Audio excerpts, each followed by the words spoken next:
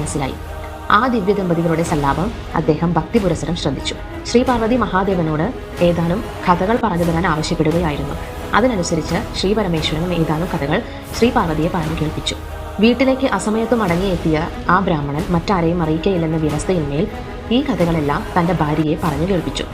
അടുത്ത പ്രഭാതത്തിൽ അദ്ദേഹത്തിൻ്റെ ഭാര്യ കുടവുമെടുത്ത് അടുത്ത വീട്ടിലെ കിണറ്റിൻകരയിൽ വെള്ളം കോരുവാനായി പോയി.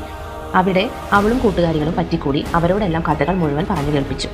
അവരവരുടെ വീടുകളിൽ എത്തിയ സ്ത്രീജനങ്ങൾ ആ കഥകൾ തങ്ങളുടെ അയൽ വീടുകളിലെ സ്ത്രീജനങ്ങളോട് പറഞ്ഞു. അങ്ങനെ ചുരുങ്ങിയ കാലം കൊണ്ട് ശ്രീ പരമേശ്വരൻ ശ്രീ പാർവതിക്ക് ഉപദേശിച്ചു കൊടുത്ത ദിവ്യ കഥകൾ നാടുകളിൽ പ്രചരിച്ചു.